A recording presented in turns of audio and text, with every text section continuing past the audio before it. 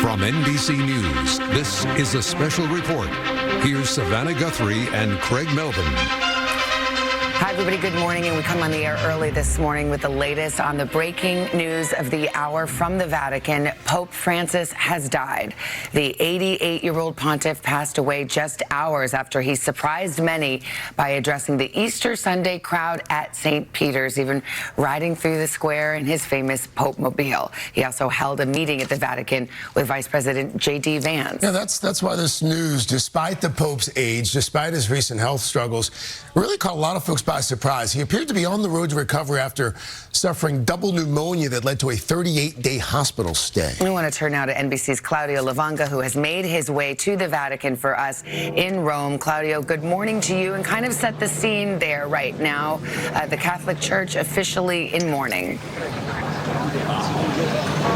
Good morning, Savannah. Good morning, Craig. I don't know if you can hear that. Those are the bells slowly ringing in St. Peter's Square, announcing, of course, the death of the Pope. It was the literal announcement that came out a few hours ago. But the Vatican just said that right now, at noon, this is noon right now in Rome, a special rosary will be recited for Pope Francis. It is literally about to happen. I was here just 24 hours ago with tens of thousands of faithful celebrating Easter. And as you mentioned, it did look like the Pope was slowly on his way to recovery, because he made that sudden and surprise appearance on the central balcony of St. Peter's Basilica behind me.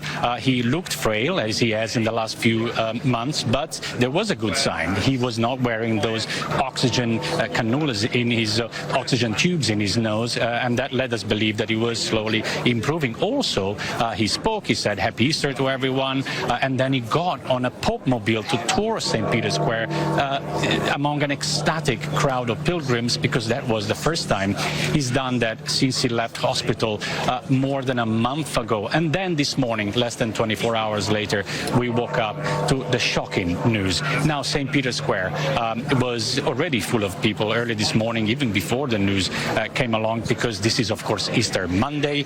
It is also Jubilee year, so there's more pilgrims than usual. And some of them, we had to break the news to some of them. They were not aware that the Pope had died. So a lot of people are coming in now from everywhere in Rome to pay their respects to the much-loved Pope Francis. Savannah, Craig.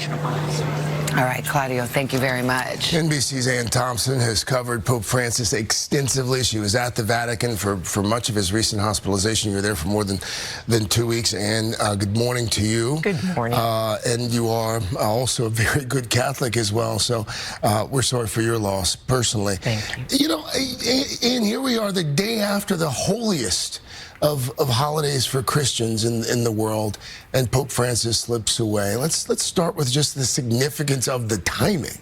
I think that obviously it's very significant. It comes the day after Easter, the day after Catholics and Christians around the world celebrate the resurrection of Jesus Christ. But I think more than anything, you saw the Pope on his last day at his happiest. Nothing made Pope Francis happier than being a pastor, than being among his people. It's one of the things that frustrated him, and that's why you saw increasingly during Holy Week these sort of special appearances that he would make at the Basilica, St. Peter's Basilica. And that's what he loved. He loved being among the people. He never thought of himself as a monarch or anybody special. He thought of himself as a pastor, bringing God's word to his people, and that's what you saw in his final hours. And in his final days, even doing his traditional visit with prison inmates exactly. at a prison near Rome. Talk about what's next now. I mean, a lot of these plans have been in place literally for years. There's a period of mourning, there's a funeral for the Pope, and then there will be a conclave to elect a new Pope. Right, so the first thing that happens will be the papal funeral, and that happens usually within 4 to 6 days of his death. We haven't heard any official word from the Vatican when that will happen. The cardinals from around the world will come to Rome for that funeral. And then there is a period called the congregations, where the cardinal electors, and there are about 135 of them them get together and they have speeches, because while they're all cardinals, they really don't know each other, and they have to get to know each other. And then after that period, there will be a conclave, and that's when the cardinal electors go into the Sistine Chapel and everyone else is ushered out, and they spend days voting on who will be the next pope. And so that's what will happen. The dean of the College of Cardinals will call the conclave. That too has yet to happen. But this, what you will see and what you will notice the difference from, for example, Pope John Paul II's funeral versus Francis, is Francis wanted a more simple funeral. He wanted it to be more streamlined. And he's not going to be buried at the Vatican. He's going to be buried at Santa Maria Maggiore, which is where he goes to visit the icon of the Blessed Virgin, the Christ's mother, before and after each trip. And it's also the basilica where St. Ignatius Loyola, the founder of the Jesuits, and that's the order of which Francis was, celebrated his first Mass. So there are many, many symbols, and that's where he will be buried. The only Jesuit pope yes. so far. And again, I know a lot of time will be spent over the next few hours, especially talking about this pope's legacy, especially. What do you think?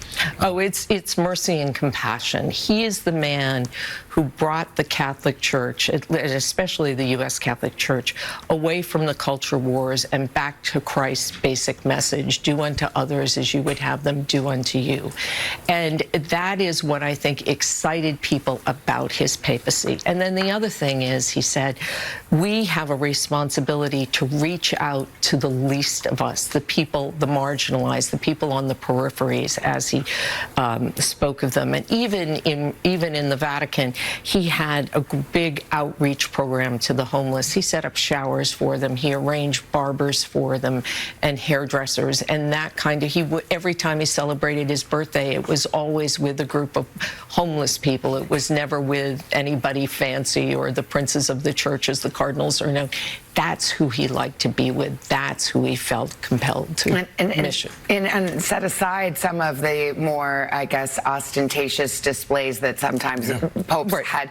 Didn't live in the famous papal apartments. Chose a more austere lifestyle for himself. Right. And one of the reasons he didn't live in the papal apartments is he liked people around him. And he said he would have gone crazy because you'd be very isolated in the Apostolic Palace. He lived in Casa Santa Marta, which, as a friend of mine described, as a Holiday Inn Express with marble floors. It's not particularly fancy, but he liked that. It's the visiting hotel. It's the hotel on the papal grounds or on the Vatican grounds. And he liked being around people. And that need to be around people is what you saw in the last week of his life. That's why he kept going out. I would watch this and think, stay back, get well. That's the most important thing. But that was part of his being well, was being among the people. Thank you, Anne. And thank you. I want to turn now to Christopher White, who is a reporter for the National Catholic Reporters, a longtime Vatican correspondent. Christopher, good morning to you. I know you've been listening to this conversation. I mean, in some ways, Pope Francis was a reformer and clashed with more conservative members of the clerical order and the cardinals. How do you think he's going to be remembered? I think this is a pope that was unafraid to bring the church in dialogue with the modern world, to answer and listen to hard questions and to not be afraid. As Anne mentioned, he really wasn't interested in banging people on the head with doctrine, but he really wanted to accompany people in where they are in life. And I think that's why, as Anne rightly noted, he was so appreciated and beloved by Catholics and non-Catholics alike. Christopher, looking ahead now, again, we know that this is going to be a period of mourning for the Catholic Church. There'll be a funeral, then there'll be the conclave. As the Catholic Church looks to the next pope, what do you think that the Church will be looking for in the next pontiff? I think, there are 136 cardinal electors who will all come to Rome in the coming days. And I think when they're behind closed doors, they're going to talk about a profile before they talk about a person. And they'll weigh things like, how much do we want this person to be good at government and just the average, work of governing the church, management? Or how much do we want this person to have more of an outward-facing missionary personality? And they'll weigh those and discuss what's needed in this moment. And that will, certain tensions will emerge in that process, but I think they'll talk a lot more about what the church needs before they talk about who. Well, let's talk about some of that orthodoxy, and I mentioned some of the clashes that had taken place with some of the more conservative members of the Catholic Church over doctrinal things like the Latin Mass, but also about social issues. And, you know, when you look at the whole picture of Pope Francis, there's a little bit of something for everybody. I mean, in some ways, progressives were heartened by some of his stances, but didn't think they went far enough. There are other ways in which, again, he clashed with conservative members of the church. So where does he fit when you look at the whole picture? You can't really map Pope Francis onto certainly not American political categories. I mean, one of his famous lines in one of his early documents was that everything is connected. And so for Pope Francis, he began with the sort of dignity of the human person. And so that's what led him to oppose abortion, but also have a very strong defense of migrants and climate change. And so I think that's why some people often found him a bit puzzling. How do you characterize this guy? Is he a progressive? Is he a conservative? In a sense, he was both. Ann Thompson here in the studio with us. And just, to that point, to a certain extent, he was talking about this Pope being more progressive than some of his predecessors. The role of women in the church. This is a Pope who also seemed to go out of his way to really promote women more than some of his predecessors had. He did. He tried to put, or he did put women in leadership positions across the Vatican to some great resistance, actually. But he would not go as far as to support women's ordination to the priesthood. That, he said, that door was closed. John Paul II had closed the door on that. He said the theology just didn't line up. He has had commissions looking at the issue of women becoming deacons within the church, but that remains unresolved. And I think a lot of people will think he did not do enough for women. While he did some things, it wasn't enough. We have to also look at the clergy sex abuse scandal that was pervasive for his papacy and his predecessors as well. And he had some missteps, but finally came around to a point of really acknowledging the sin of the church in overlooking these abuses. And I remember the words he chose: "We abandoned the little ones." Yeah, and that came from listening. He went to Chile and had a disastrous visit there. It was rocked by sex scandals, and he believed his cardinals, who said these people, basically said these people are not telling the truth. He came back, he had his investigator go to Chile, and he turned out this 2,000-page report that basically said the Pope had been lied to. And then what he did, he invited 4 of the men who had been abused by priests over to the Vatican for a week in April to listen to their stories. And that turned him around. He did a 180-degree turn on the issue. And think of how many world leaders do you know that make that kind of dramatic turn on an issue? Almost none. And that was after listening to the victims. And really quickly here, as we look ahead, we just saw a live look there at the Vatican. This is, I guess, there have been several times during our lifetime where we've seen this. There's a live look there at the Vatican. Over the next few days and weeks, folks who are not Catholic, what can we expect to see? What can we expect to hear and unfold? I think you will see the world come to Rome. That's typically what happens when a pope dies. Especially, I was thinking of the Argentinians who loved this man, and he never went back to Argentina after he became pope. The closest he got was to Rio de Janeiro. But I think you will see that. You will see a lot of the pomp that we have come to associate with the Catholic Church, a lot of this ceremony, that is beautiful, but you will see a much more, I think, pastoral funeral than the grand funeral that you saw of St. John Paul II.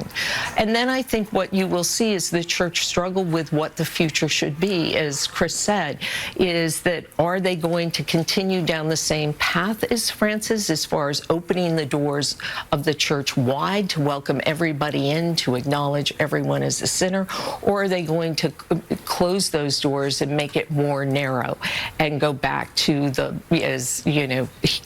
go back to strict doctrine? And that to me is the real interesting question as to when the cardinals get together and how they choose the next pope. Yeah, many questions facing the future of the church, but for the moment, mourning, a period of mourning for Pope Francis, who has passed away at the age of of 88. Anne, thank you so much. We're going to have a lot more coming from the Vatican. What's next? The reaction from people here and around the world, especially as we're waking up here in the U.S. We'll have much more this morning on Today. This has been an NBC News Special Report.